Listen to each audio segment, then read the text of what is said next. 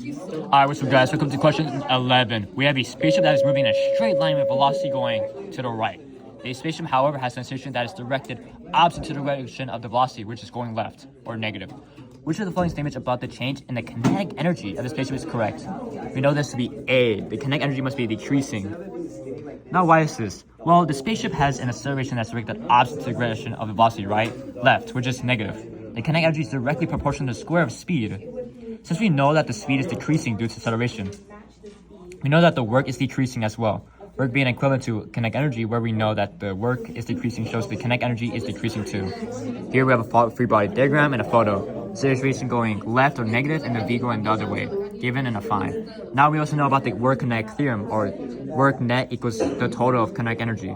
We also know about the relationship between work and speed, which the integration of work and the integration of speed itself is right here, the force and the r.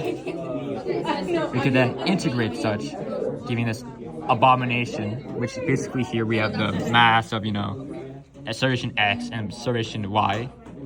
Furthermore, integration right there, differentiation, and then we just rearrange that good stuff, giving us mass over dx dt and the final velocity, and then dy over dt and the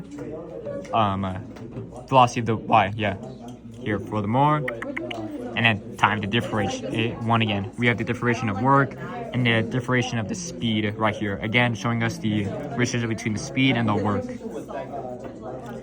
We then do some more differentiation, getting rid of those, discussing integration. We have the work equals to mass over the vx squared over 2 and vy squared over 2. This just means that we have the x-axis, y-axis, and then we have the final velocity there and the initial velocity going up and down. That's due to the differentiation of the integration. Then we have the work equals to mass over 2, the v squared x of force, or just the x-axis of the one of the velocities, or just the final velocity itself right there, actually, not the force. And then we have the v2y of the final velocity again. This is also repeated on the other side, but it's a negative with the initial velocity, just v squared over the x-axis of initial velocity over squared of the y-axis of the initial.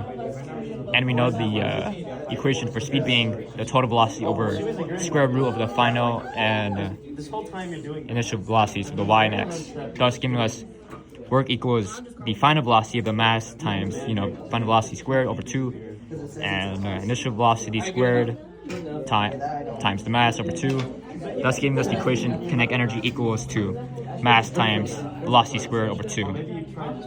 And since this is all connected to the work kinetic theorem, if we know that essentially the acceleration is or the speed itself is decreasing for sure, we are completely aware that kinetic energy itself is decreasing. And we also furthermore do kinematics. Acceleration is just velocity squared. Speed itself being just velocity squared, acceleration itself going the left. All this being connected to the work decreasing, thus kinetic energy itself is decreasing. Since we know the speed is decreasing through the relationship between work and speed, thus overall the kinetic energy is decreasing. Thank you.